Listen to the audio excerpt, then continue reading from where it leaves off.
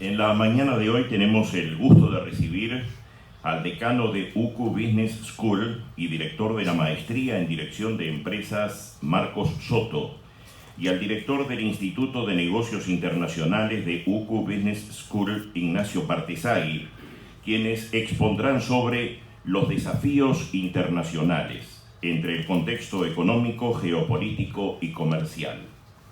Queremos destacar y agradecer muy especialmente a los auspiciantes de este evento: BBVA, Cementos Artigas, EFE, Indra, Mafre, Prosegur y Urban Transport. Muchas gracias a estas prestigiosas firmas por el permanente apoyo que brindan a la Cámara Española. Queremos saludar muy especialmente la presencia entre nosotros de Silvia Cosano, encargada de negocios de la Embajada de España en Uruguay. Les comento que, como es habitual en nuestros desayunos de consulta, una vez culminada la presentación de nuestros invitados centrales, abriremos un tiempo para que ustedes puedan formular interrogantes, preguntas. Háganlo escribiéndolas en las hojas de que disponen, les ruego con la mayor claridad para que sea legible. Y como son dos nuestros invitados centrales, si la pregunta va dirigida a uno de ellos, por favor, especificarlo. Dejo con ustedes a la vicepresidenta de la Cámara Española, Fabiana Penades. Bueno, buenos días a todos. Unas breves palabras simplemente para agradecer a Marcos Soto y a Ignacio Partesagui de la Universidad Católica por acompañarnos esta mañana, muy oportuna, especialmente para hablar de un tema súper interesante como son los desafíos internacionales entre contexto económico, geopolítico y comercial. Todos ya tuvieron una breve presentación, pero les voy a dar una breve reseña sobre su trayectoria. Ignacio Partesagui es director del Instituto de Negocios Internacionales de la Universidad Católica y profesor del Departamento de Administración y Negocios. Tiene un postdoctorado en Integración Económica por la Universidad de Valencia, es doctor en Relaciones Internacionales por la Universidad de La Plata, magíster de Negocios Internacionales e Integración de la Universidad de Montevideo, posgraduado en Negocios Internacionales e Integración por la ORT y es licenciado en Relaciones Internacionales por la Universidad de la República. Marcos Soto es decano de la UCU Business School y director del máster del MBA, profesor del Departamento de Administración de Negocios, magíster en Dirección y Administración de Empresas por la Universidad de Montevideo y contador público por la UDELAR. Desde junio de 2018, socio de la consultora de servicios profesionales Civil Soto Consultores. En nombre de la Cámara y de todos los asociados, les damos la bienvenida y les agradecemos nuevamente y a los presentes. Muchas gracias, Fabiana. Los desafíos internacionales entre el contexto económico, geopolítico y comercial. Toda nuestra atención ahora en primera instancia a Ignacio Partesagui, luego a Marcos Soto. Les escuchamos. Bueno, buenos días a todos. Bueno, gracias Fabiana, gracias a la Cámara. Me voy a parar con el riesgo que esto tiene. Advierto que puede darse un accidente, pero si se da lo avisé, ¿no? Pero voy a intentar caminar menos de lo que hago habitualmente. La idea que tuvimos con Marcos es separar la presentación en dos. Vamos a hablar en primer lugar de la geopolítica, es inevitable en este momento hablar de la geopolítica, y Marcos después también va a hablar de lo económico, lo comercial, las proyecciones, y podemos terminar hablando de Uruguay también, especialmente por los desafíos que tenemos en términos de iniciación internacional. Pero bueno, sin perder más tiempo, vamos a arrancar explicando esto. Estamos todos muy sorprendidos con lo que está pasando a nivel internacional. Y en realidad la idea de estas slides que voy a mostrarles es decirles que no deberíamos estar tan sorprendidos, porque veníamos ya desde tiempo atrás observando una gran cantidad de hechos que nos daban señales de que algo iba a ocurrir. Por lo tanto, estamos sin lugar a dudas en lo que para mí es un fin de ciclo. Un ciclo que comenzó con las Torres Gemelas, con la caída de las Torres Gemelas, y que está terminando con la guerra en Ucrania. Cuando decíamos que estaba terminando con la guerra en Ucrania, estamos ahora hablando de una posible tercera guerra mundial. Más allá de la retórica, vamos a intentar explicar eso. Para mí esto es algo hasta personal también, porque bueno, yo estaba festejando el cierre de mi licenciatura en Relaciones Internacionales cuando estaba en Nueva York, cuando se cayeron las torres. Entonces, de ahí en adelante empezó quizás mi obsesión por estos temas, ¿no? Pero lo que quiero decirles es que esto viene de tiempo atrás. Y hay muchos cambios disruptivos que se dieron en paralelo. La caída de las Torres Gemelas tiene que ver con un debilitamiento de Occidente y con un debilitamiento del Estado como concepto. Ese es el gran problema que tenemos. O sea, hay un deterioro institucional que afecta no solo a los organismos internacionales, sino también al Estado. Y ahí aparecen organizaciones terroristas que, por ejemplo, pueden hacer un daño mayor, un daño que el Estado no puede protegerse. Las Torres Gemelas es un ejemplo. Pero después vamos mirando, y esto es de un colega muy amigo argentino, que hay una gran sucesión de hechos disruptivos que vale la pena nombrar. El ingreso de China al OMC es un fenómeno brutal en términos de la baja de los costos relativos de los productos a nivel mundial. Es de lo más relevante que pasó en la globalización económica en los últimos 60 años. Después la población urbana que supera a la población rural. Un fenómeno brutal eso desde el punto de vista de la presión que genera en las ciudades, en la forma de vivir. Después las economías emergentes que alcanzan, obviamente, superan el PIB de las desarrolladas. Hay un cambio total en lo que esa triada económica que estudiábamos cuando éramos jóvenes, ya no está más esa triada económica, ¿no? Ya no es Tokio, Berlín, Washington. Las crisis financieras, las crisis ambientales, estamos en una crisis ambiental que mueve los cimientos, la aceleración de la revolución tecnológica, esto es impresionante porque todavía no tenemos bien claro qué es lo que va a ocurrir con la gran cantidad de personas que van a perder el empleo. Y esto va a seguir ocurriendo, se va a seguir acelerando, ¿no? Bueno, en 2020 entre las 100 mayores economías del mundo, 69 fueron empresas, o sea, este juego de lo que son las empresas versus los estados. Entonces son estados debilitados que además no controlan nuevas células terroristas, pero que además las empresas tienen más poder. El Brexit es algo sistémico, ¿eh? El Brexit es algo sistémico. El COVID no tengo ni qué decirle, pero como no habíamos salido todavía del COVID, nos fuimos a la guerra en Ucrania. Y como todavía no terminamos la guerra en Ucrania, nos vamos a Taiwán. Una visita de una señora de 82 años con muchísima voluntad genera un conflicto de dimensiones. Ojo. Esto es el mundo. Una foto de lo que pasa en el mundo en términos de diferendos territoriales y disputas. Con esto, ¿qué quiero decir? El mundo está en tensión permanente hace tiempo. Estados que tienen conflictos con otros estados y estados que no controlan su propio territorio. Entonces, esa es la realidad. No es que vamos a menos, vamos a más. Desde tiempo atrás que vamos a más. Y acá hay algunos ejemplos. Lo que pasa en el Ártico. Esto es un ejemplo del Ártico. Los rusos ya tienen armamento para pelear una guerra en el Ártico que todavía no comenzó. ¿No? El Ártico es una guerra silenciosa. Pero no es solo el Ártico, es lo que está pasando en África, en el Sahel, en Malí, en Etiopía, en Nigeria, en Somalia. En Asia tenés los problemas en Yemen, en Irán, en Irak, en Siria, en Palestina, en el este de India, en Myanmar. Hay islas del sur de Filipinas que son totalmente rebeldes. Entonces, hay como un mundo que no se habla. La verdad es que no sale en los diarios. Ninguna de estas cosas sale en los diarios. Y son tensiones que en algún momento se pueden desbordar. Bueno, el señor Kim no tengo ni que decirle, ¿no? Cada tanto hace un videíto que parece hasta una película, algo divertido, pero tira misiles, ¿no? Intercontinentales. Entonces, de divertido no tiene nada. Aparte es un régimen que está soportado de cierta forma por China, más que de cierta forma está soportado a partir de la venta de carbón, ¿tá? Entonces ahí hay un problema enorme entre las dos Coreas. Esto es una etapa real de The Economist desde que tiene ya año y medio, 2 años. Estos son barcos de guerra estadounidenses y estos son barcos de guerra chinos. Eso está bueno. Sin lugar a dudas, hoy el lugar más peligroso de la Tierra. Confirmado. Reconfirmado de aquí hasta el domingo con lo que está ocurriendo. Que acá vemos lo que está ocurriendo.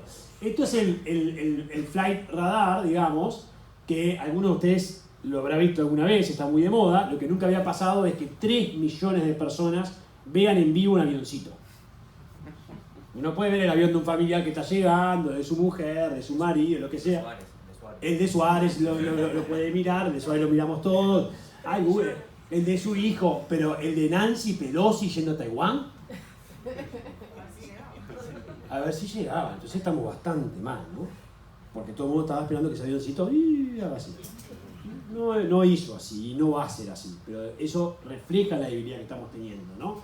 Y bueno, por supuesto que acá está la reacción. Estas son las maniobras militares que está haciendo en este momento China en Taiwán. Lo que está haciendo es bloqueando por aire y por mar a Taiwán. De aquí hasta el domingo. Con costos desde el punto de vista económico muy fuertes, sociales, pero políticos ni hablar. Taiwán a la vez hace ejercicios militares para defenderse Entonces, Taiwán está haciendo ejercicios acá en sus aguas territoriales, discutidas aguas territoriales por supuesto, y acá está China. Estados Unidos, esto está mirando para otro lado, porque fue tal la provocación que hizo con el viaje de Nancy Pelosi que la va a dejar pasar esto. Entonces China se está reaccionando porque tiene que reaccionar. Y además, obviamente, las sanciones de hoy y mañana, ayer, que ya se imponen a Nancy Pelosi, y se cortó toda la agenda bilateral con Estados Unidos. Toda la agenda bilateral, todo lo que es cooperación está cortado. Todo medio ambiente, seguridad, todo está cortado. En plena guerra en Ucrania. Porque los únicos que pueden resolver la guerra en Ucrania son Estados Unidos y China. No es el señor Putin, ¿eh? Entonces, en plena guerra en Ucrania han tomado esta decisión. Gravísimo. Un escenario gravísimo. Y acá está el domingo, hay que cruzar los dedos de que no pase nada de raro. Porque los errores de cálculo se pueden dar. A ver, ahora, y rápidamente, porque la idea es ir rápido. Quiero explicar lo que ha pasado desde el 2001 en adelante en esta puja geopolítica entre Estados Unidos y China. Porque ese es el centro de las relaciones internacionales hoy. Pero también es el centro de la economía y del comercio mundial. Porque no se puede explicar nada si no entendemos la relación de Estados Unidos con China. Esto se llama la Shanghai Cooperation Organization, que es la Organización de Cooperación de Shanghai, creada en el 2001 por China. Empieza China a crear lo que se llama su institucionalidad paralela. No puede dominar los organismos internacionales creados en la posguerra, lo que todos ustedes conocen, Naciones Unidas, Fondo Monetario, Banco Mundial, que tienen sus sedes en Washington. No quiere dominar, sí ganó terreno ahí, ganó terreno, pero no domina. Entonces crea su institucionalidad paralela. Esto es una organización política y de cooperación que se da el lujo, China solo puede, de tener como sentados en la mesa China, Kazajistán, Kirguistán, Rusia, Kazajistán, todos estos, los que están, ojo que los que están, algunos de los que están tienen la población de Argentina, ojo. Entonces, Pakistán e India sentados en la misma mesa por China. Insólito, solo China puede lograr una cosa así, ¿no? Entonces, esta organización es una organización que hay que seguirla porque va a adquirir cada vez más importancia. Pero ¿qué hace Estados Unidos a medida que se empieza a complicar? En el 2020 relanza este grupo que se llama Five Eyes, que es algo que se había dejado de lado en el 46 y que se relanza en el 2020, que es Estados Unidos, Reino Unido, Canadá, Australia y Nueva Zelanda se reúnen para no espiarse mutuamente y para empezar a atacar uno de los temas, nuestra próxima gran pandemia, la ciberseguridad. Acá muchos viajan en avión, nosotros también, pero la verdad es que la ciberseguridad hace perfectamente que un avión quede ahí a 10.000 metros de altura volando sin controles y que Dios te ayude. Eso ya se puede hacer. Y estar sin internet una semana, también. Y hacer caer Twitter, Facebook y todo, también. Entonces, eso es lo que se va a venir. Y esto asociado a inteligencia, a temas empresariales y todo, es el gran tema. El gran tema. En Uruguay no se habla de ciberseguridad, o se habla poco. Esto es algo que crea Estados Unidos en el 2020, lo relanza. Automáticamente China reacciona y lanza el mismo año la Iniciativa Global de Seguridad de Datos. Lo que hace uno, hace otro. Después, ¿qué hace Estados Unidos? Aumenta la apuesta. Porque ojo que el tema anti-China en Estados Unidos no es solo de Pelosi, también es de Obama. Esto arrancó con Obama. Obama es muy simpático, baila tango con Michelle y todo nos parece muy simpático, pero Obama fue el que arrancó esto. Obama arrancó una puja muy fuerte contra Estados Unidos, que después fue potenciada por Trump y requete potenciada por Biden. Que puede venir después, no sé. Bueno, quizás es Trump de vuelta, ¿no? Y ahí tenemos un tema. En el 2007 se creó el famoso Quad, que es un diálogo que miren lo que dice su objetivo principal. Promover una región del Indo-Pacífico libre, abierta e inclusiva, defender el derecho internacional, nacional y supranacional de cada uno de los estados, su democracia y los principios del libre mercado. O sea, falta poner saludo para China. El Quad, tremendo. El Quad está conformado por Estados Unidos, India, Japón y Nueva Zelanda. India y Australia. India que va y viene. India que va y viene siempre, ¿no? Está jugando en más de una cancha. ¿Qué hace también China? Lanza su famosa franja, la franja de la ruta de la seda, que es esta mega obra de infraestructura, pero que es económica, que además a la vez es cultural, que a la vez es financiera, es geopolítica, es conectar realmente todo China con el sudeste asiático, con Asia Central y con África llegando hasta Europa. Porque hoy ya hay trenes que van desde Shanghai hasta Berlín, ¿eh? Y miren que uno de esos pasa por Rusia. Y todavía el señor Putin lo deja pasar. El problema es la velocidad de ese tren. ¿Tá? Pero digo, todas estas mega obras, donde ya hay más de 400.000 millones de dólares invertidos, no es un cuento chino esto. Esto es una verdadera realidad. No es un cuento chino. Decimos que es un cuento chino, pero no es un cuento chino. Ahora, nosotros estamos metidos, Uruguay está acá metido en la franja de la ruta, Argentina también, y decimos que es muy importante. Bueno, es un saludo. O sea, no están pensando China en nosotros cuando hablan de la franja de la ruta. Están pensando en Asia, África, y nada, y algo puede tener un impacto colateral en el canal de Panamá, pero América del Sur poco. Entonces, acá es importante tener en cuenta esto porque es transformador. Pero sigue la pelea entre ellos dos, porque después está el TPP, ¿se acuerdan del TPP? Famoso de Estados Unidos con Trump, que después Trump se fue, lo cerró Obama y Trump se fue. Y quedó el CPTPP, que ahora en Uruguay se habla de ingresar al CPTPP. Bueno, este es un mega bloque comercial que tenía el objetivo principal, y Obama lo logró, de entrar a Asia-Pacífico y de golpear a China.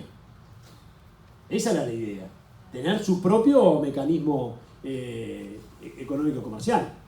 Pero China sigue dando pasos, porque los BRICS, que arrancó siendo una sigla de O'Neill, en Goldman Sachs, que no sé qué, ¿no? Esos BRICS en el 2014 daban un salto brutal, crean el nuevo Banco de Desarrollo, del cual por cierto Uruguay forma parte de esto. Entonces hay una nueva institucionalidad paralela que se va creando, pero no nos quedamos ahí. China sigue adelante y crea en el 2016 el Banco Asiático de Infraestructura, del cual por cierto Uruguay también forma parte. Entonces seguimos viendo cómo, y ahí, bueno, cierra China el RCEP famoso, el CPTPP o el TPP, y le reacciona cerrando el RCEP, que es todo esto. Hay más gente ahí adentro que en el resto del mundo. Entonces, en realidad, es un acuerdo que es China, Japón, Corea del Sur. China, Japón, primer acuerdo cerrado entre ellos en la historia. China, Japón, Corea del Sur. Los 10 miembros del sudeste asiático, Australia, Nueva Zelanda. Estaba India, que al final no se bajó, pero puede subirse. Este es un acuerdo bastante profundo, de libre comercio, que tiene impactos sistémicos a nivel internacional. Y es algo que lideró China. Estados Unidos no se queda atrás y crea en el 2021 el AUKUS, una alianza militar que tiene a Australia, Estados Unidos y Reino Unido. Es una alianza militar. Pero estamos con una lógica de OTAN también en el Asia-Pacífico. No se queda ahí Biden y hace una gira reciente por Asia-Pacífico y crea lo que se llama el Indo-Pacific Economic Framework for Prosperity, algo parecido a lo que lanzó para América Latina la Cumbre de las Américas. Algo parecido, pero para Asia. Pero todavía con poca visualización de lo que eso va a impactar, no está claro, ¿no? Pero da el paso. Y se reúne Biden con los integrantes del Quad. Se reúne con Australia, se reúne con Japón, con India, cuando en su gira por Asia-Pacífico. Automáticamente reacciona, bueno, esta es la gira que hace, la gira de Biden tuvo el foco puesto en China y en Corea del Norte, y automáticamente China relanza su apuesta, reacciona a esto, y sale a lo que llamó la Iniciativa de Seguridad Global. Lanza también una iniciativa de seguridad global para contrarrestar lo que estaba lanzando Biden en Asia-Pacífico. Y empiezan los dos a tener una pelea diplomática que parece, ya es hasta medio preocupante y divertido, ¿no? Se lanzaron a pelear por todas las islas del Pacífico, que recuerden que hay como 30 ahí, ¿no? Todo lo que tiene que ver en Oceanía, y buscaron el apoyo diplomático para entrar en una u otra iniciativa. Y además, en algunos casos, para ver si podían poner bases militares. En eso están hoy, ¿no? Paran un minuto. Cierro antes de darle paso a Marcos con un comentario de la guerra en Ucrania, que me parece que esto es, where will he stop? Bueno, ¿dónde va a parar? Uno dice, en la OTAN, ¿está? En la OTAN. Esa es mi hipótesis. Y recientemente fui a Estonia, que tiene frontera con Rusia y fui sin miedo para confirmar que mi hipótesis, si no, es la OTAN. No va a atacar la OTAN. ¿Tá? Eso a priori sería. ¿Podría haber algún error de cálculo? Sí. Podría haber algún error de cálculo ahora también de aquí al domingo en Taiwán. Pero no va a atacar. Uno no se va a atacar Taiwán uno con otro. O sea, para mí es esto. Pero hay que entender que la guerra para Putin es la continuación de la política por otros medios. Definitivamente es eso, ¿no? Lo tiene. A ver, la expansión de la OTAN. La expansión de la OTAN es una realidad. Eran 12 y ahora son 30. Y van hacia 32. La realidad es que la OTAN se expandió. ¿Tá? No estoy diciendo que esto esté mal ni bien, es una realidad histórica. Cae la URSS, ¿verdad?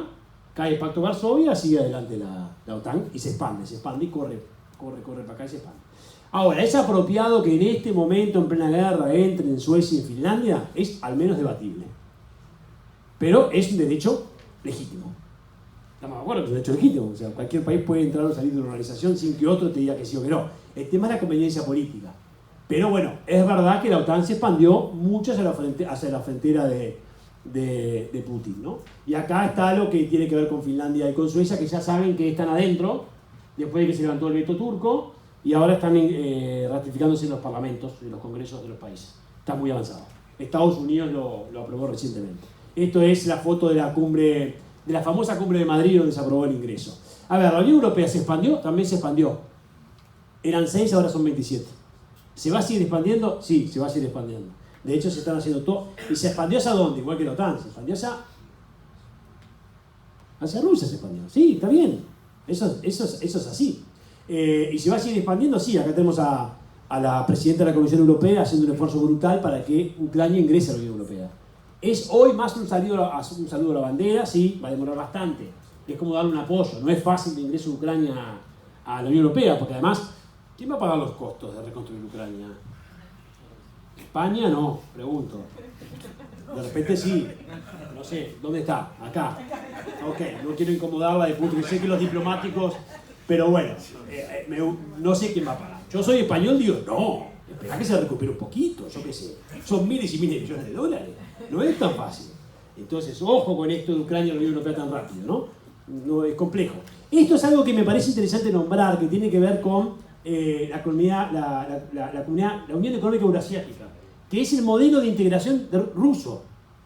Que es muy interesante porque pasó muy desapercibido que todos estos países hace poco cerraron un acuerdo con China para poder tener comercio en yuanes y en rublos, debido al tema de las sanciones. O sea, la velocidad con que se mueven, y bueno, Putin quería que Ucrania ingrese acá, no a la Unión Europea, por eso la puja ahí. No voy a leer todo esto porque quiero dar espacio a Marcos, que no sé cómo vengo de tiempo. Creo que ya tuve como 20 minutos, ¿no?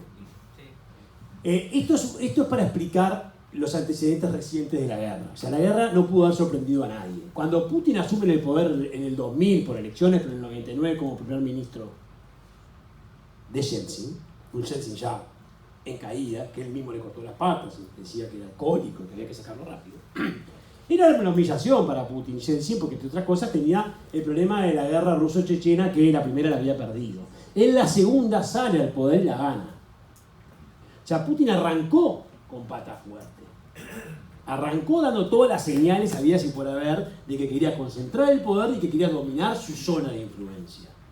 Nadie se puede llamar la atención, porque en realidad vos tenés, ya en el 2008, pero no 2014, no nos vayamos a la península de Crimea, que es gravísimo. No, vamos a Osetia del Sur y Abjasia, en Georgia.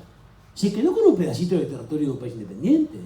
No pasó nada, no pasó mucho. Y después siguió y fomentó todos los referéndums que ustedes saben en Crimea y en Sebastopol. Empezó. ¿Y después qué ocurrió? El hito de la anexión de la península de Crimea en 2014, que pasó poco. Ese fue el gran error que se cometió a nivel internacional. Sanciones, declaraciones de Naciones Unidas, pero poco. Porque desde el 2014 en adelante, y no es por pegarle en el piso a una líder de esas características, pero lo llamativo es que desde 2014 en adelante Alemania tomó la decisión de concentrar aún más su dependencia energética con Rusia. ¿Cómo puede ser? ¿Cómo puede ser?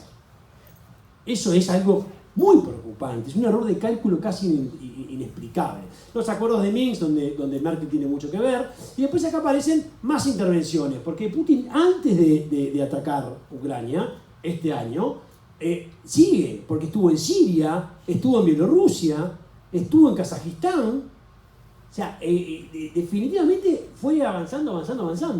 Bueno, y después se da ese famoso encuentro entre Putin y Xi Jinping, ¿se acuerdan? Antes de en plenas Olimpiadas de invierno, donde se especula que ahí más o menos le dijo Putin voy a atacar Ucrania, y Xi Jinping le dijo hasta que no terminen mis Juegos Olímpicos no hace nada. Tanto parece haber sido así que un día después de que terminaron los Juegos Olímpicos toma la decisión de atacar. Ya se lo tomó en serio, ¿no? Vamos a ver ahí. Y ahora sí, este mapa, solo para que vean la dependencia energética, es brutal. España en otra situación, y España además dependiendo más del gas de África, pero miren lo que es Europa, ¿no? El promedio del gas ruso es del 40%, pero en Alemania el 60%, en Estonia es el 80%. Mi colega de la universidad que me recibió ahora en Estonia la semana pasada, me decía que pagaba 100 euros por el gas y ahora paga 450. Sin subsidios porque él no está en la clase de subsidios. Por lo tanto, esa es su realidad. Y ya le están pasando comunicados todos los días de que se prepare para pasar frío en invierno. Esta es la realidad que tiene Europa. Porque digo, no tiene ningún socio muy estable, porque tenés acá Argelia, con los problemas que tiene España también ahí, tenés el Irán, que amigo, para que sea Irán el que te salve, ¿no? Y después tenés Rusia. Y este es lo que hizo Merkel para profundizar aún más, construyó el famoso Nord Stream 2, que ahí está. Pues claro, el problema de un gasoducto es que después de que se hace el gasoducto, por ahí o pasa gas o no pasan personas después por ahí. ¿Qué hacen con eso? Esto va a volver a funcionar, se lo digo desde ya. Pragmatismo puro y duro de las relaciones internacionales modernas. Va a volver a pasar gas por este Nord Stream 2. Me estoy jugando un poco demasiado, pero de repente se van a olvidar si en un tiempo eso no ocurre. Cierro China. ¿Qué quiere China? Para mí, lógicamente, China no apoya la guerra en Ucrania. No apoya. China acompaña algo que le sirve en un contexto un poquito más amplio de reestructuración del orden mundial. No está apoyando con armas, está permitiendo que las sanciones se apliquen a través de lo que tiene, pero a la vez está comprando lo que está comprando, está jugando. Está jugando como ha jugado siempre, nadie le debe llamar la atención eso. ¿Debilitar el poder de Estados Unidos? Sí, claro, estás en guerra geopolítica con Estados Unidos, lo vas a aprovechar. Quiere obviamente darle prioridad o sea, ¿se va a quedar con todos los productos rusos? Sí, es normal. ¿Quiere consolidar todo lo que les mostré antes de su sistema? Sí. ¿Quiere internacionalizar su renminbi? Sí. Sí, el renminbi es el yuan, ¿no? ¿Y quiere profundizar su relación con África Central? También. Entonces, acá China está jugando su papel, no cabe duda, no hay que decirlo con todas las letras, está jugando su papel, pero no está apoyando la guerra en Ucrania, porque lo que no puede permitirse nunca China es que algún día Estados Unidos le llegue a aplicar sanciones.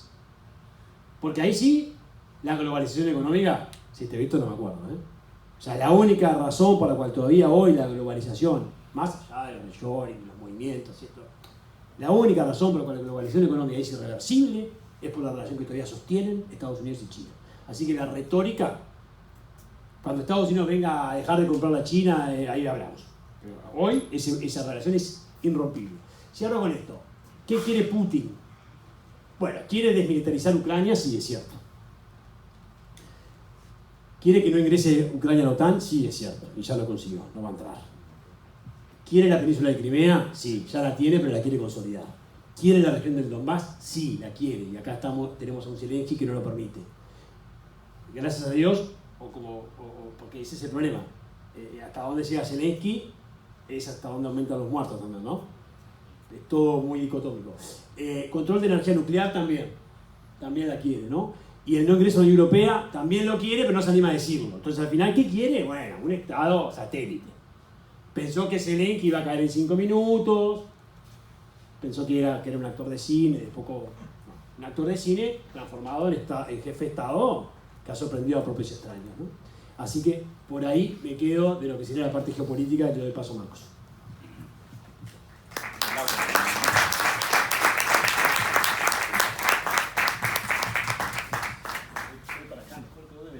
te quede más cómodo, Ignacio.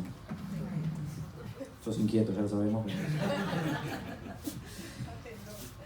Antes de comenzar, dos avisos. El primero, ya lo he comentado en este público, pero como dice Mirta, el público se renueva.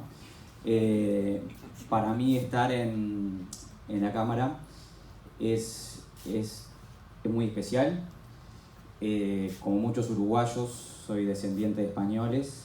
Mis abuelos vienen de la región del Ferrol. Mi abuelo del Ferrol y mi abuela de Moeche, que es un pueblito dentro del Ferrol. Y mi rama materna es de Cantabria, por tanto respiramos España en casa todavía. Y bueno, siempre estas cosas conectan rápido con nuestras raíces.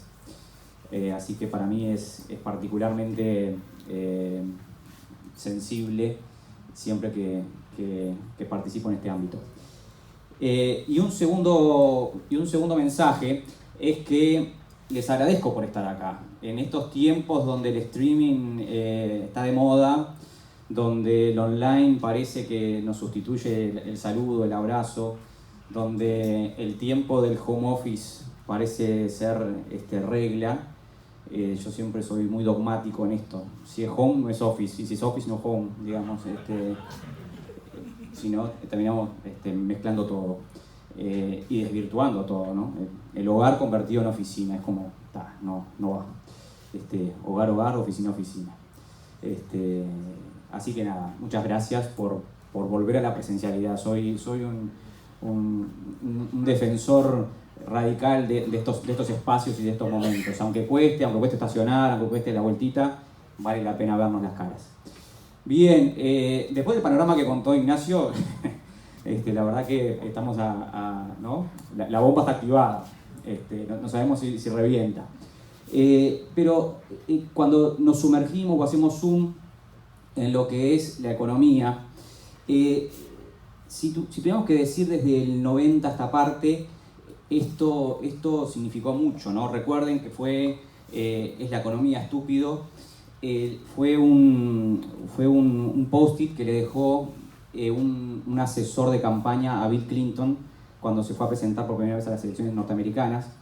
Recuerden que las encuestas en aquel momento daban un amplio favoritismo a Bush padre, que venía de la guerra del Golfo con el pecho inflado, y eso es lo que implica en Estados Unidos, ¿no? Volver de una guerra, con una amplísima popularidad, pero tenía problemas económicos el país.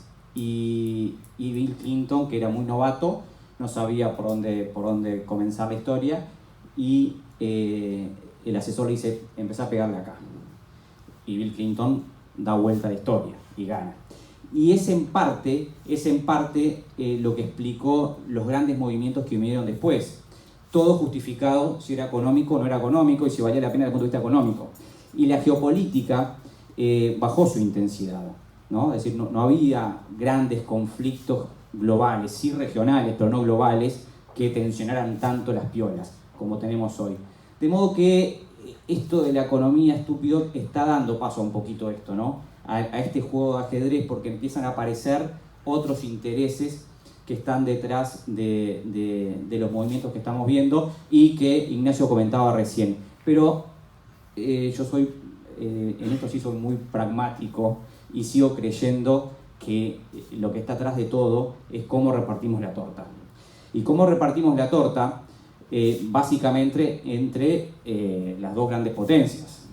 Es decir, esta es la composición del Producto Bruto Mundial en el año pasado, ¿sí?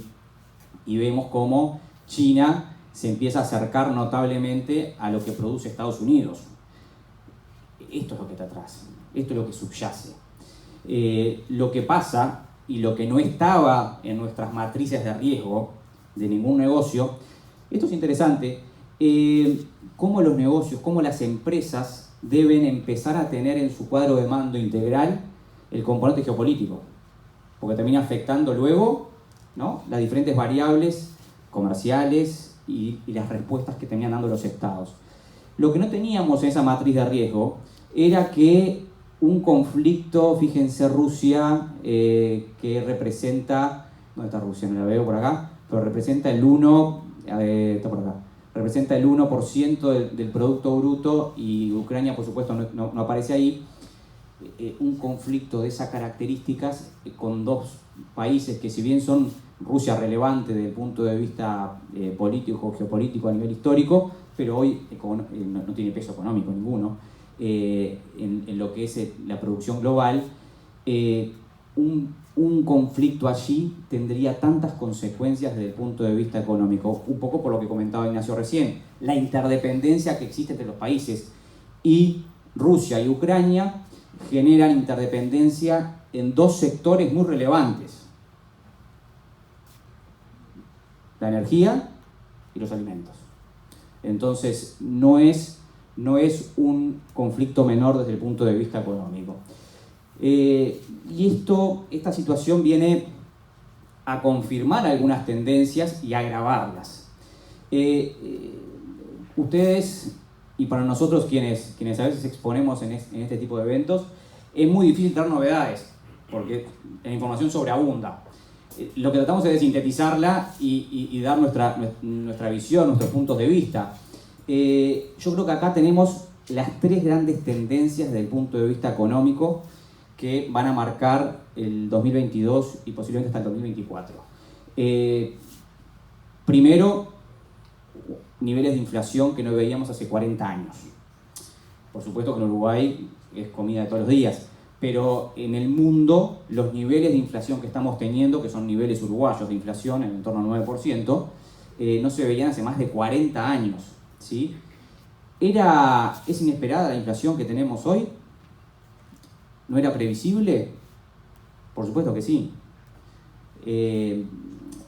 Las salidas de las sucesivas crisis que tuvo el mundo, ¿cómo fue la respuesta de los estados? ¿Qué hicieron los estados? ¿Qué hicieron las potencias mundiales? ¿Qué hizo Estados Unidos para salir de la crisis? Prendió la impresora y empezó a imprimir dólares. Hoy la cantidad de dólares que circulan en el mundo, no lo vimos nunca. Es decir, la cantidad de dólares que circulan en el mundo se ha multiplicado por 20 en los últimos años. Si sobreabunda la moneda, ¿qué pasa? Si sobreabunda algo, ¿qué pasa? Cae su valor. Eso es la inflación. Cae el valor de la moneda. ¿Por qué? Porque sobreabunda. Recuerden que desde que Richard Nixon en el año 74 quiebra el patrón oro, eso da vía libre a prender la impresora, ¿sí? A prender la impresora de billetes. Entonces, cuando hay un problemita, cuando hay déficit, cuando hay que salir de una crisis, imprimo la impresora. Lo que hizo Trump para salir de la crisis, mandaba cheques abajo de la puerta. Es una buena noticia, ¿no? Uno está ahí, recibe un cheque, lo gasto. Sí, eso es una sensación equivocada de riqueza. Ahí es el principio del fin, o el principio de la inflación. Es cuando pierde moneda. Si todos tenemos billetes, el billete no vale, clarísimo. Y el costo de la desinflación, de desinflar este globo, el costo de desinflar el globo está siendo más problemático de lo que se creía antes. ¿Cómo los estados están desinflando esto? Incrementando las tasas de interés, retirando o intentando retirar ese dinero que habían impreso. Cuando los estados empiezan a incrementar las tasas de interés, y fíjense que ayer Brasil incrementa la tasa de interés de referencia de Brasil está arriba de 13%. Arriba de 13% la tasa en reales. Es decir, cuando los estados empiezan a enfriar la economía, el riesgo de esta tendencia, el riesgo de esta respuesta, ¿cuál es? Bueno, menores niveles de actividad, restricciones al dinero, al acceso al financiamiento, posiblemente el crecimiento económico sea mucho más lento, se empieza a deteriorar, como vamos a ver más adelante, de modo que la inflación es un gran problema para todos los países del mundo, porque aparte, entre otras cosas, genera inestabilidad social. ¿Sí? ¿Quiénes son los que rápidamente pierden poder adquisitivo en economías inflacionarias? Los que viven de un salario, y el salario en general no acompaña al proceso inflacionario. De modo que todos los meses cuando recibís el salario y vas al supermercado te das cuenta que rinde menos, ¿no? Se te va el carrito. De modo que la inflación es una gran tendencia con los riesgos inherentes que está teniendo la inflación. Una segunda gran tendencia de este momento es la incertidumbre. Ustedes me dirán, bueno, qué novedad, ¿no? El futuro nunca está comprado. Es cierto, pero hoy tenemos niveles de incertidumbre que no conocíamos. Y todos los días nos levantamos con algo nuevo. Ahora resulta que la cosa del mono, ¿cómo es? La viruela del mono. Biden la declara ayer emergencia sanitaria en Estados Unidos. Es decir, ¿y esto qué tiene que ver? Todo. Es decir, nos genera muchísima incertidumbre. La incertidumbre, pésima consejera para la economía, por supuesto.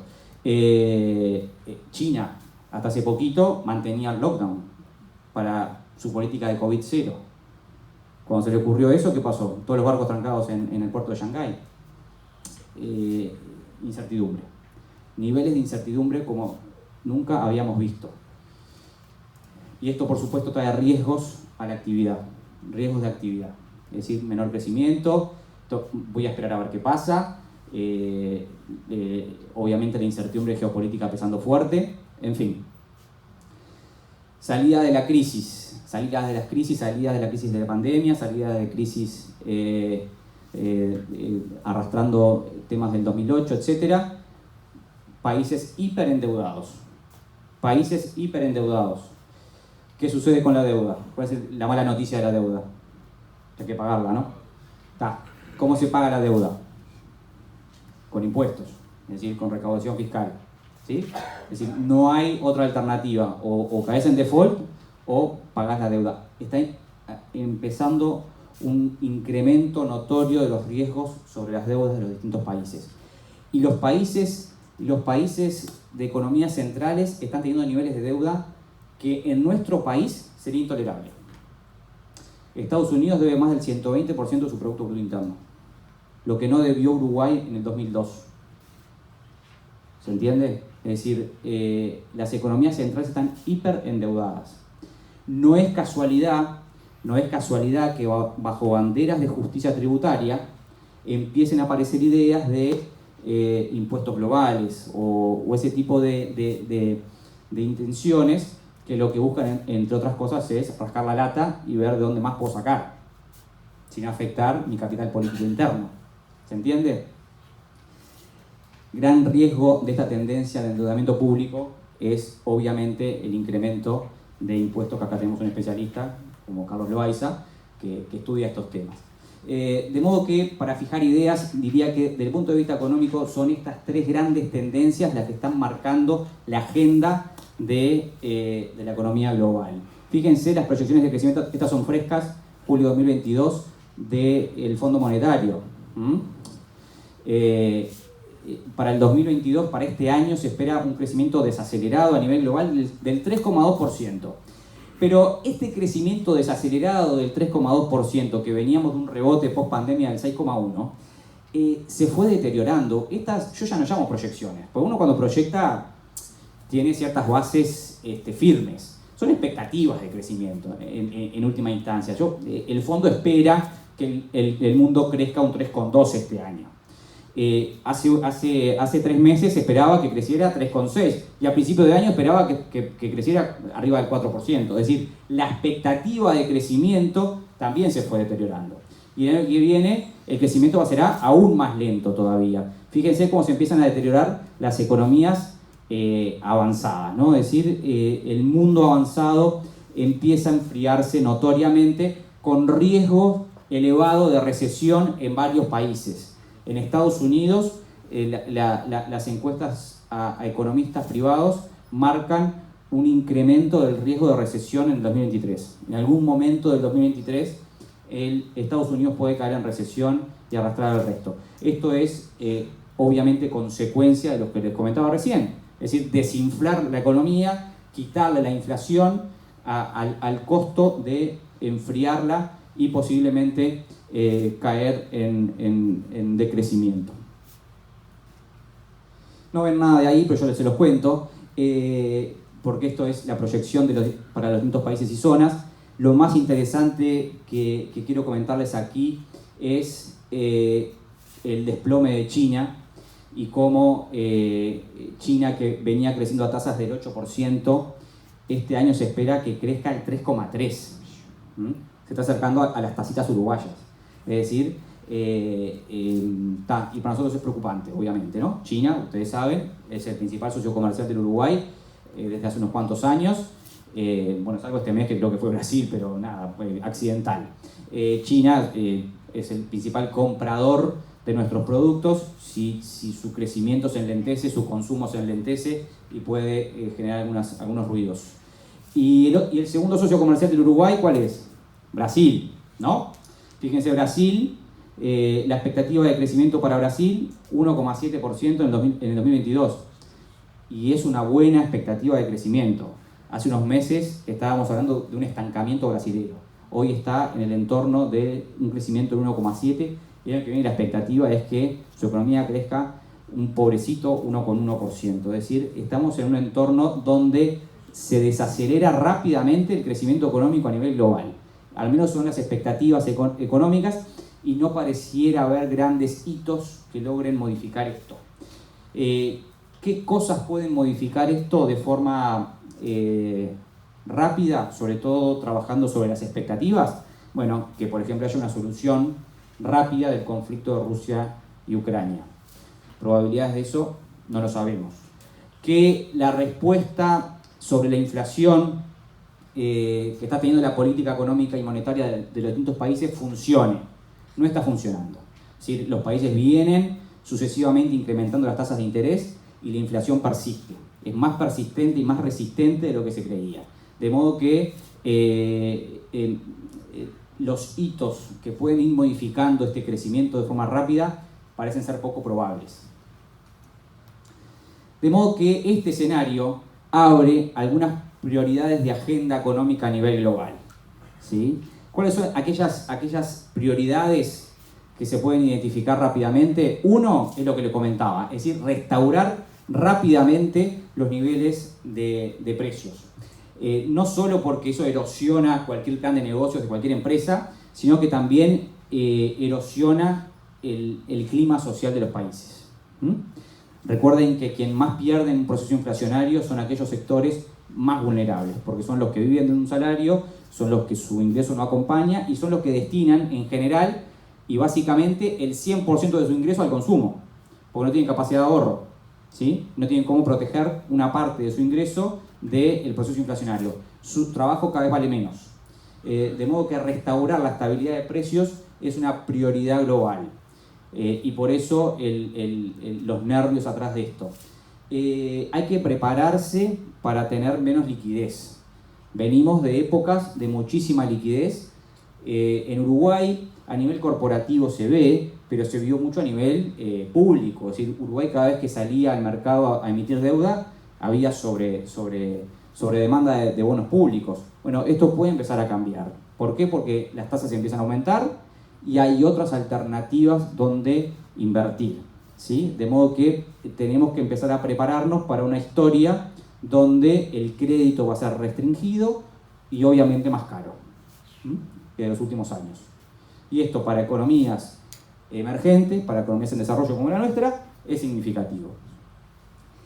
Y abordar el riesgo de desglobalización, que Ignacio bien comentaba que es recontra hipotético, pero es un concepto que ya está. Es decir, y se empieza a hablar. El mundo no se va a desglobalizar nada, porque las economías son interdependientes y China y Estados Unidos duermen entre sí, aunque sean enemigos, porque China es el principal acreedor de Estados Unidos. Si a China mañana se le ocurre vender los dólares que tiene en reserva, se acaba el dólar. Así de simple, es decir, y se acaban sus reservas. Entonces, es una referencia circular en términos de Excel. Es decir, no tienen forma de salirse. Pero sí, el riesgo de la desglobalización puede traer algún tipo de inicios proteccionistas, el nearshoring, es decir, evitar salir de la región para invertir, etc. Es un riesgo que está y que está marcado en la agenda, sobre todo en la agenda vinculada con la economía global. Estos son como las tres grandes temas que están hoy en agenda de política. ¿Qué está pasando con la región? Salimos un poco del mundo, de lo global, y empezamos a adentrarnos en lo que es la región. Bueno, esto es hago referencia a una de las últimas tapas de The Economist. La región, nuestra pobre América Latina, siempre un poco ahí, no deshilachada, y cómo la economía entra a erosionar posiblemente a las democracias, ¿no? Fíjense lo que pasó en Perú ayer, renunció uno de los principales funcionarios de gobierno, que ya habían renunciado no sé cuántos antes. Es decir, existe una inestabilidad política en Perú de forma notoria. Colombia, con una expectativa de un nuevo gobierno, por primera vez un gobierno de izquierda.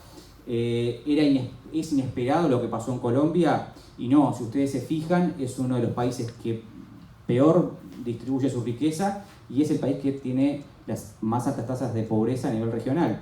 Es decir, en algún momento esa olla a presión revienta. No hay dos alternativas. La expectativa de lo que está ocurriendo en Chile. En septiembre está el plebiscito por la reforma constitucional. Se ha redactado una nueva reforma, una nueva constitución que parece ser clave para el nuevo gobierno, y las encuestas la están dando en contra. Con lo cual puede haber problemas de parálisis también en Chile. De modo que tenemos una región hiperinestable. Y dentro de esta región hiperinestable,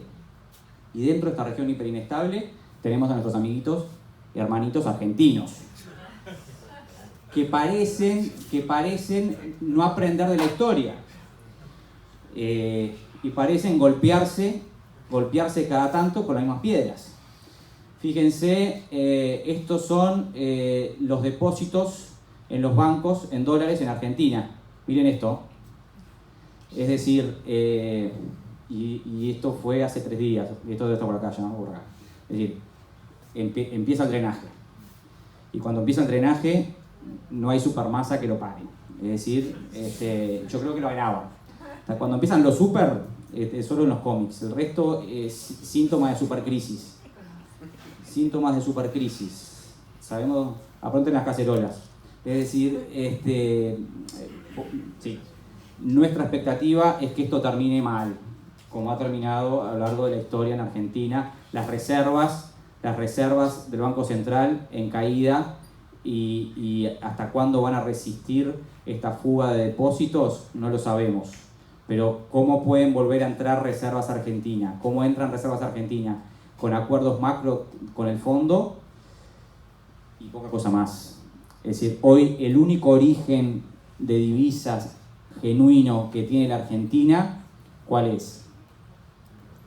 Las exportaciones. ¿Sí? Las exportaciones, el comercio exterior es el único origen genuino de divisas que tiene Argentina. ¿Qué está sucediendo? El superávit fiscal que tenía Argentina se pulverizó el mes pasado. Es decir, las importaciones superaron a las exportaciones, con lo cual también están perdiendo reservas vía comercio exterior. Es decir, se han quedado sin entrada de dólares. Es un país quebrado esto. Que no lo vea es porque no quiere. Vamos a ver cómo salen de la quiebra. Y yo no tengo la menor duda que si hubiera otro gobierno hoy a cargo, ya estaría la gente mucho más en la calle y con un problema mucho más serio, ¿no? Es decir, esto no esperamos buenas noticias de Argentina en el corto plazo. Brasil. Bom, infelizmente tenemos un tema con Brasil. En octubre, elecciones.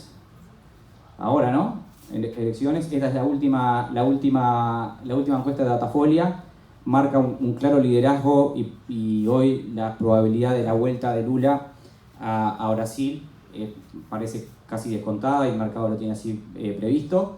Una experiencia de Bolsonaro, que bueno, cada uno tendrá sus opiniones, pero pasa con más pena que con gloria, y no hay una tercera alternativa que haga de punto medio. La gran incertidumbre que tenemos aquí es ver o entender qué Lula tendremos, ¿no?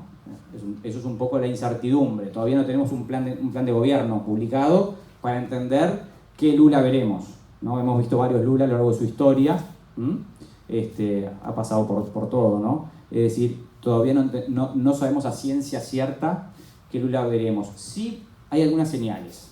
¿Sí? Lula se acaba de aliar con Alckmin, que fue un ex gobernador de São Paulo, que era opositor a Lula. Es decir, es una ala más conservadora.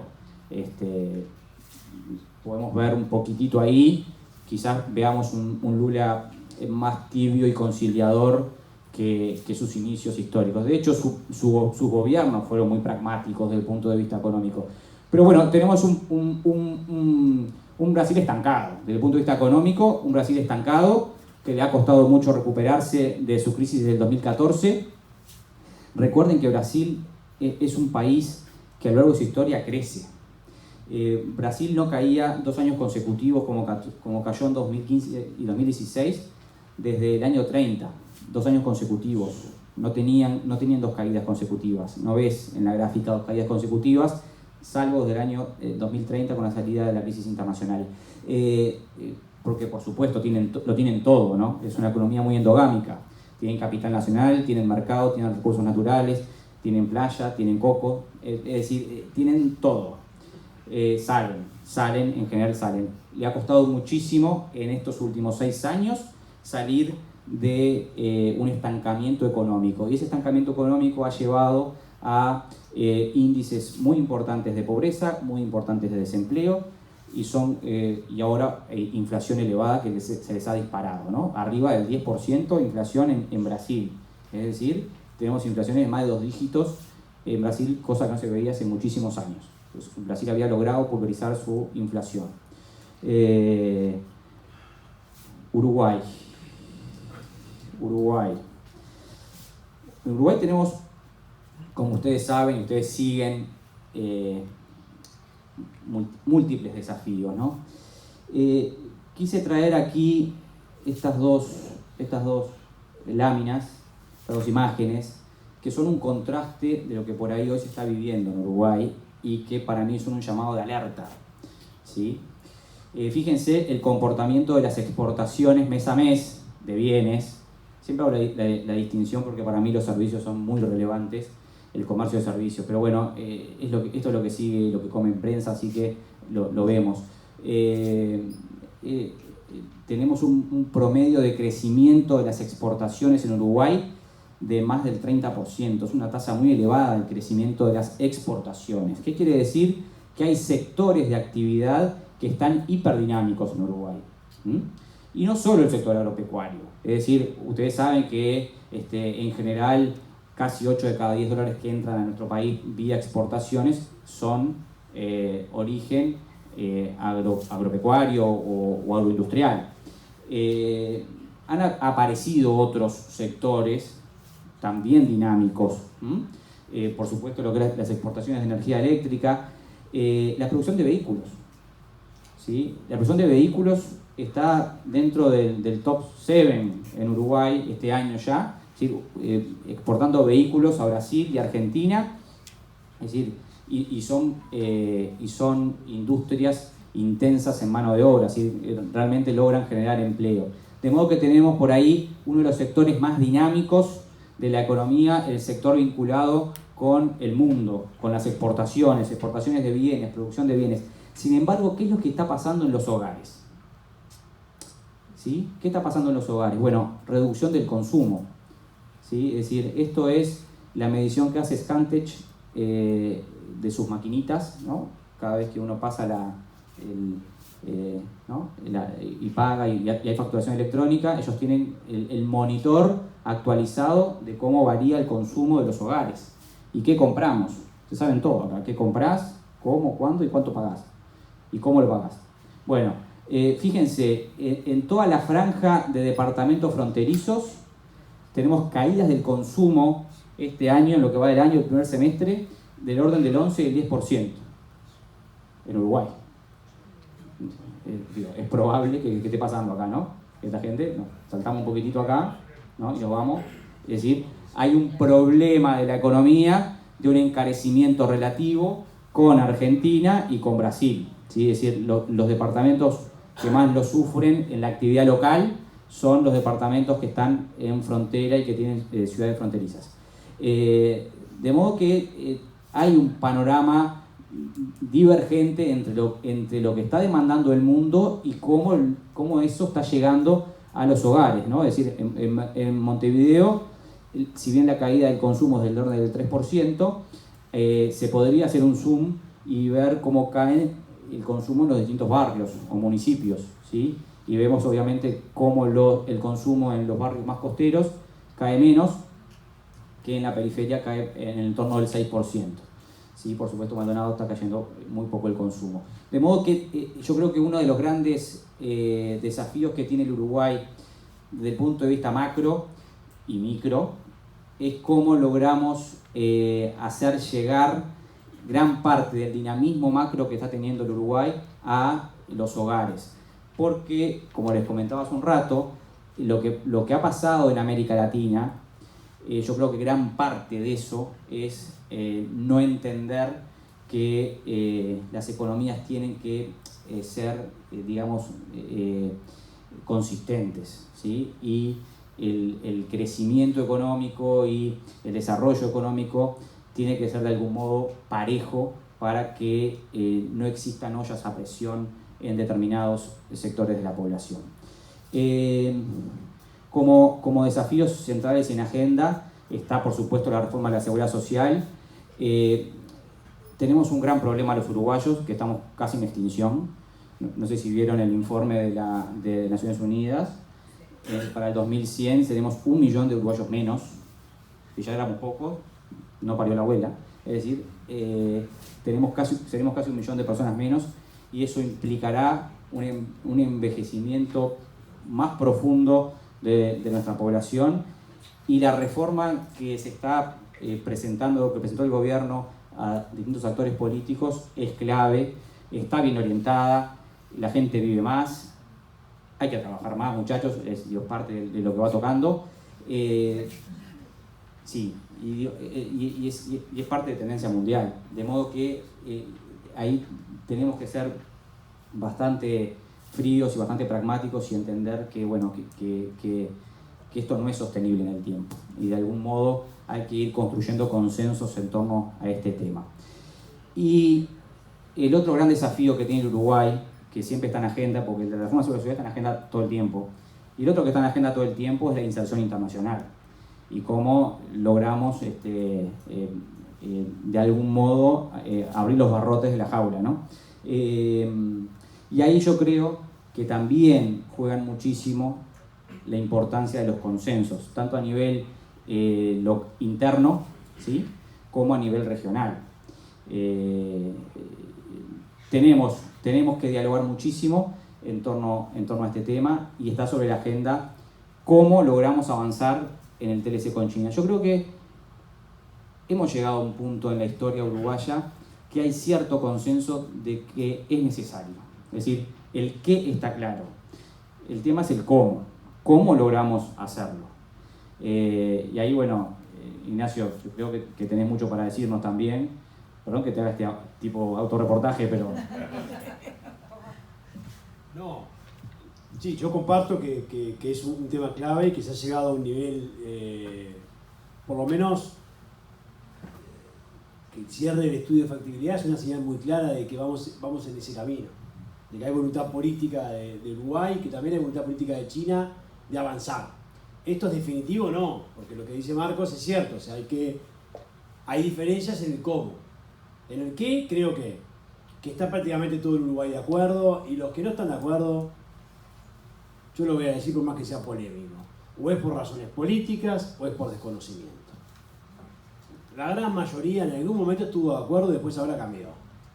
¿Está? Porque yo me acuerdo de lo que la gente dijo. Así que cambiaron. Digo, algunos no, algunos siempre fueron anti-China, listo, ya está, y hay algunos que se sostienen, pero muchos cambiaron. Entonces hay un consenso nacional de ese punto de vista. Ahora, el cómo, sí, como dice Marcos, es la discusión. Hasta dónde llegamos con el Mercosur, las tensiones, qué se puede esperar del Mercosur. Pero bueno, ¿qué podés esperar del Mercosur con lo que nos contaba recién Marcos? ¿Qué estabilidad vamos a esperar del Mercosur? Digo, porque Lula no ha hablado mucho, estamos viendo a ver qué pasa con ese equilibrio de centro que tiene ahora, o porque viene Lula ahora a recuperar un poco su imagen en su presidencia y va a ser más moderado. Pero lo primero que dijo es: yo quiero un Mercosur ampliado, que vuelva a Venezuela, que entre Bolivia, y quiero que sea un Mercosur con conexión con la UNASUR. Me da miedo eso, ¿eh? Porque eso no son los intereses de Uruguay, no son los intereses de un Mercosur más comercial, es volver a un Mercosur más político.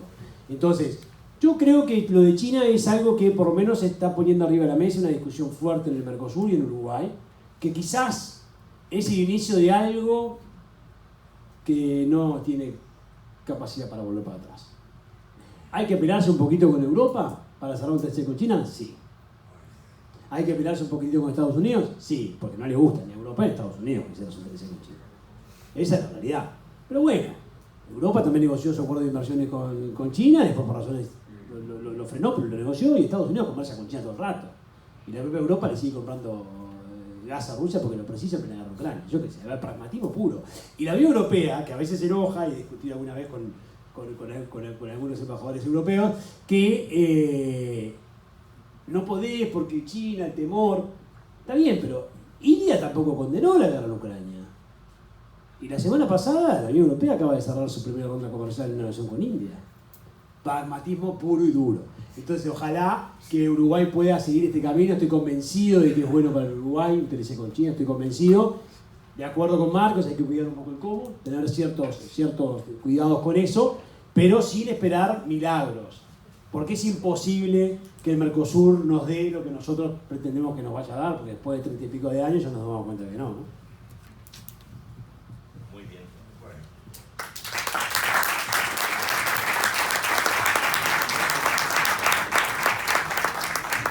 Bartesay y Soto, listos para comenzar con las respuestas. Bien. Les comento que hay 8 preguntas, digo, para ir regulando los tiempos de respuesta. La primera es para Bartesay. Estados Unidos está mirando poco hacia América Latina, mientras China está avanzando en Latinoamérica. A su vez, con esta desatención por parte de Estados Unidos, están surgiendo cada vez más gobiernos populistas en América Latina. ¿Cuál es su opinión al respecto? ¿Qué debería hacer Estados Unidos ante esta situación? Bueno, Estados Unidos nunca tuvo tampoco una política tan fuerte con América Latina en su conjunto. Estados Unidos tiene una política muy clara con México, con Cuba y con algunos países centroamericanos por momento. No es que mira para América Latina en su conjunto. Para mí nunca miró. Por lo menos hace mucho tiempo que lo mira. Con claridad. Biden lo intentó con la Cumbre de las Américas. Intentó en Los Ángeles discutir este tema. Pero me parece que con poca claridad. Ahora, que la razón por la cual hay gobiernos populistas de un lado o de otro tiene que ver con la ausencia de Estados Unidos, creo que eso es un poquito más complejo, algo debatible, ¿no? No creo que sea algo tan directo. Me parece que hay que discutirlo eso. No creo que los gobiernos populistas emerjan porque Estados Unidos no está en la región. Sí es cierto que pueden darse determinadas situaciones por lo que decía Marcos, por falta de oportunidades, pero digo, me parece que Estados Unidos todavía no tiene una política clara con América Latina, y ese es parte del problema. O sea, está por reacción y no por acción. Y ojo, que decirlo en esta casa me cuesta un poco, pero a Europa le pasó un poco lo mismo. Europa ahora está dando también señales en ese sentido, pero por tiempo se dejó estar. Y cuando vos hablabas con los europeos o con los estadounidenses, te decían siempre lo mismo. No, pero culturalmente... Claro, por esto que arrancó Marcos diciendo en su exposición. Está acá y habla de Ferrol y de sus raíces, es cultural. Pero no alcanza solo, porque después cuando Marcos quiere hacer negocio tiene que mirar a China. Esa es la realidad. No podemos no mirar a China si hacemos negocio. Entonces, ¿que la cultura es la garantía de que ellos no van a venir acá? No. Ojo, porque también está el tema de la migración. Nosotros no conocemos la migración china, porque acá hay unos 580 chinos en Uruguay. Pero solo en Buenos Aires hay más de 100.000. Ojo. Entonces ahí hay que tener cierto cuidado con eso, y ojalá que Estados Unidos de a poco, por acción y no por reacción, venga a hablarnos de la relación de Estados Unidos con América Latina y con Uruguay, y no de contraposición a China. Bien. Está de más decir que, más allá de que las preguntas algunas van direccionadas, pueden intervenir los dos, obviamente. Esta va para Soto. ¿Habrá alguna vez un tratado de libre comercio, dice la pregunta, como Dios manda, con la Unión Europea? ¿De qué depende? Bueno, yo creo que el acuerdo con la Unión Europea es un síntoma claro de los problemas que tiene el Mercosur para negociar. A ver, cuando Uruguay entra en el Mercosur, ¿por qué entró? Uno, porque no le quedan muchas alternativas, pero dos, persiguiendo dos grandes objetivos. Uno, que haya un comercio libre entre los estados partes, ¿no? Es decir, que en el barrio haya comercio fluido y que haya comercio eficiente. Y dos, que un país chiquito como el nuestro, con una economía chica, consiga un poder negociador que por sí solo no tiene, frente al resto del mundo. Entonces, lo que hicimos fue unirnos con dos países grandes en busca de una agenda exterior activa, pero con poder negociadora. El problema es que ese poder negociador, más que un acelerador, termina siendo una mochila de piedra. Y hoy, a lo largo de la historia de estos últimos 20 años, que fue, o 22, que es lo que llevamos de negociación con la Unión Europea, siempre hay un problema. Siempre hay algo que... y en general, esos problemas tienen que ver con nuestros países. Inestabilidad, por supuesto, en Argentina, que nunca se sabe qué piensa sobre la mesa. Y Brasil, que no termina de liderar un proceso que debe liderarlo, porque por algo es la principal economía regional. Lo que pasa es que, como comenté, es una economía muy endogámica, mira siempre para adentro, y recién ahora está despertando a nivel internacional. Pero fíjense que uno de los últimos problemas que hubo en la negociación eran problemas de tipo ambiental vinculados con los temas de Brasil y su política de protección. ¿Y Uruguay qué tiene que ver en todo eso? Nada. De modo que la historia viene a demostrar que en realidad ese gran poder negociador que teníamos como aspiración, en realidad terminó siendo un problema para Uruguay, porque negociar con Uruguay es mucho más sencillo, porque son pocos puntitos lo que hay para negociar con Uruguay. No sé a ciencia cierta cuándo tendremos un acuerdo de libre comercio con la Unión Europea firmado, acordado y aprobado por los congresos para que entre en vigencia, porque entre otras razones y entre otras cosas, no tenemos información de calidad. No hay información de calidad para que podamos analizar en qué estado está. Y esto es un problema. De modo que podríamos aventurar, podríamos tejer, podríamos hacer algún tipo de lectura de lo que está ocurriendo, pero yo trato de basarme siempre en hechos concretos y en información de calidad. Y eso hoy no lo tenemos. De modo que sigamos esperando. Bien. La siguiente para Bartesagui. ¿Cree usted que en algún momento podrá verse qué se puede hacer con la tasa consular? Creo que ya sé quién me hizo esta pregunta.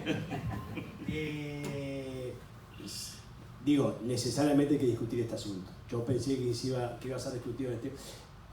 Cuando esta medida se tomó en el gobierno pasado, escribí una columna para El Observador que se llamaba Una medida kirchnerista en Uruguay. Y lo sigo sosteniendo. Entonces imaginé que ese tipo de medidas no iban a seguir perdurando mucho en el tiempo. Lo que pasa es que lo fiscal es lo fiscal y los ingresos son los ingresos.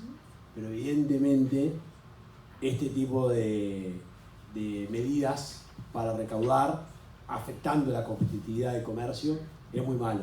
Y ojalá que cuanto antes se pueda discutir su eliminación. No es fácil, pero sí, yo creo que hay espacio, pero más que espacio, es una necesidad de discutirlo. Es malo que Uruguay aplique ese tipo de medidas para recaudar. No creo que sea conveniente. Recordemos que para alinear información, la tasa consular estaba en el 2%, es un impuesto que grava a la inmensa mayoría del universo arancelario de las importaciones.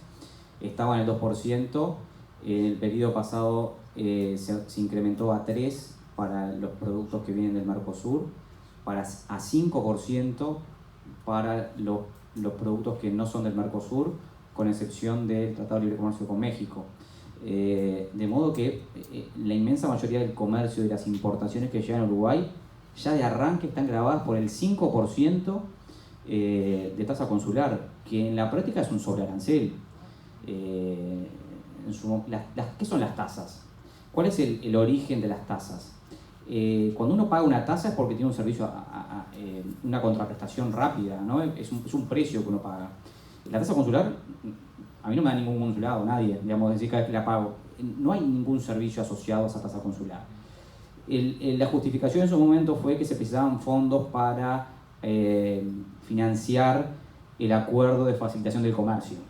No sé qué pasó en los últimos 3-4 años con la sobre-recaudación de la tasa consular, pero no hubo nada vinculado a eso claramente.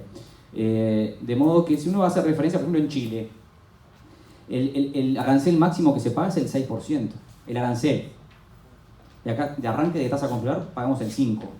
Es decir, nada, está muy de modé ese tipo de políticas que terminan encareciendo al comercio internacional en Uruguay y que lo hacen ratificar que estamos dentro de la región más proteccionista del mundo.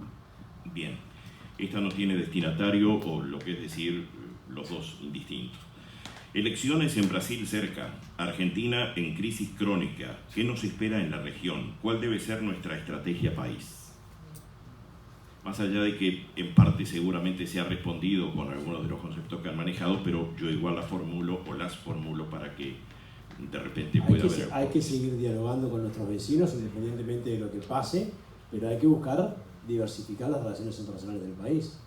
Porque si te vas a sentar a esperar la estabilidad de los vecinos, vamos a llegar a ese millón de población que dice Marcos en 2000, ¿cuánto era? 2100. Y vamos a seguir esperando la estabilidad que nunca va a llegar.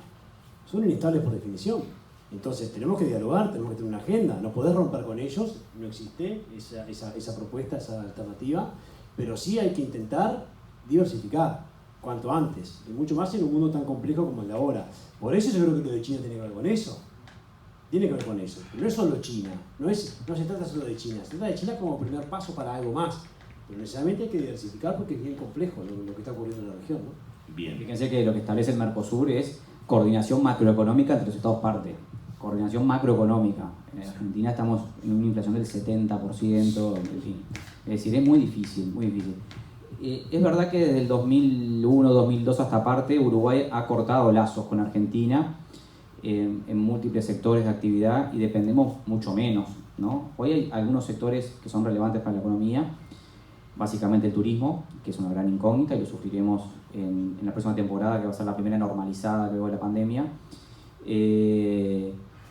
Y un riesgo de actividad que, como comentaba yo recién en el mapa, ese abaratamiento relativo que tiene Argentina, que es una mentira, nos genera fuga de consumo a Uruguay y eso implica menor nivel de actividad y menor recaudación en nuestro país. De modo que esos son los grandes gérmenes de contagio que tenemos con Argentina. Y con Brasil, yo creo que el vínculo es más estable porque es más grande, ¿no? Todo es dimensión brasilera y todo se diluye. Y de hecho las exportaciones a Brasil están muy dinámicas. No podemos esperar un gran liderazgo detrás de Brasil y eso lo hemos aprendido también en la historia. De modo que la diversificación que comenta Ignacio es clave. Esta no tiene destinatario, pero intuyo que es para Bartesagui. Dice así: ¿usted no cree que la ex canciller Merkel, ya sea por su origen, República Democrática Alemana, fue el artífice de la dependencia energética de Rusia, no lo hizo a propósito? Es inconcebible que no haya estudiado este tema antes de llevar a parte de Europa a esta situación. ¿Cuál es su pensamiento acerca del asunto? No voy a caer en atacar a Merkel, no, y tampoco decir que lo hizo a propósito, no, yo creo que hay que preguntárselo a ella. No, lo que sí está claro que es llamativo lo que ocurrió.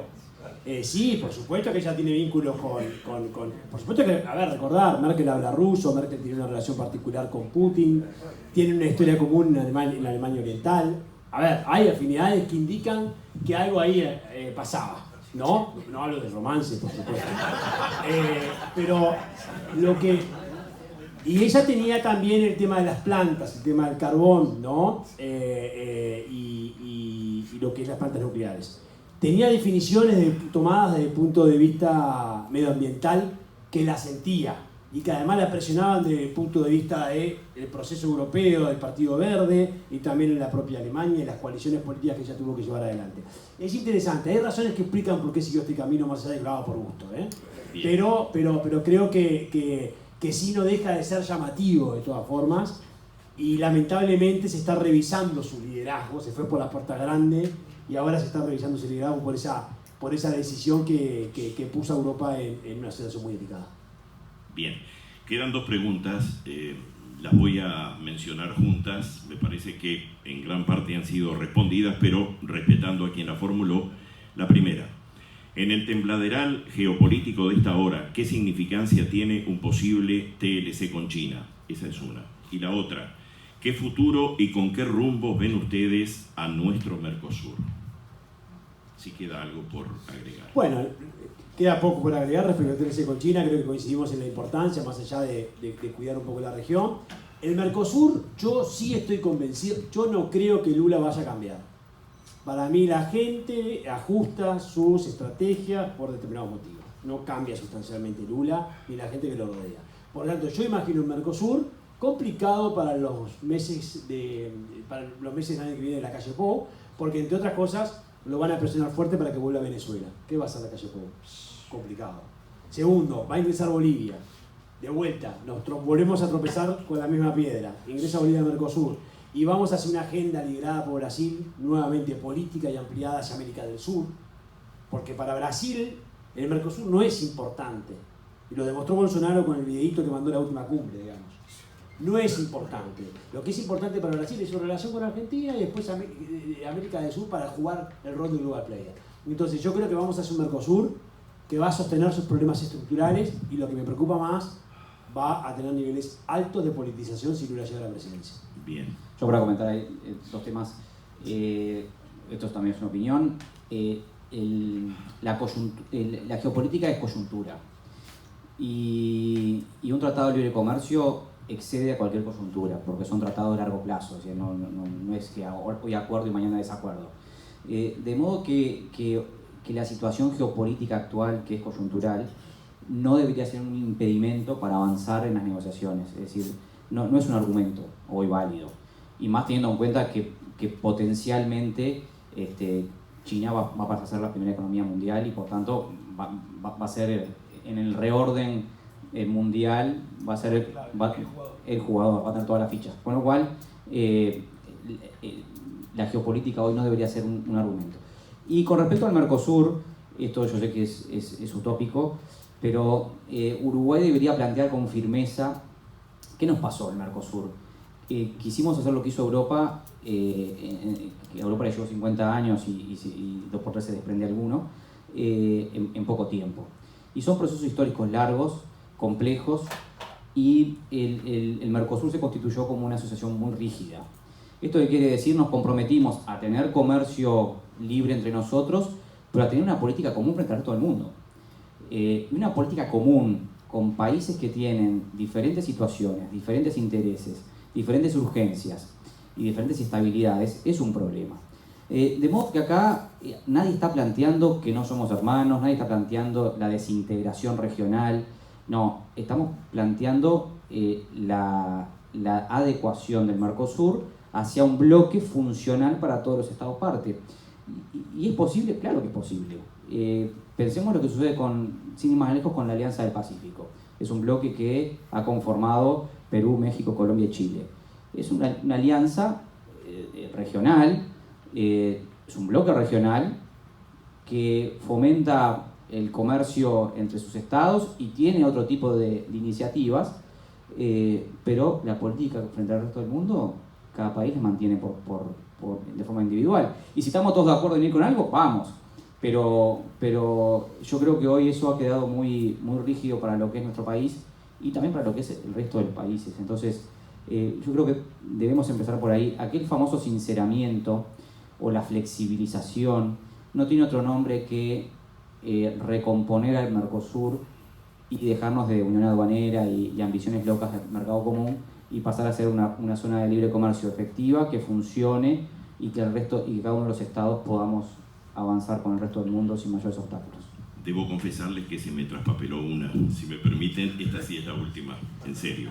Contrabando existe en el Mercosur, así que... Sí, señor, sí, señor.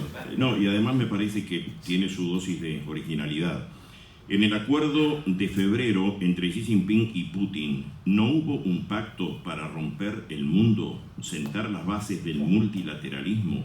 China convalidando la invasión a Ucrania, no condenándola, y Rusia aceptando lo que parece ser una inminente anexión de Taiwán.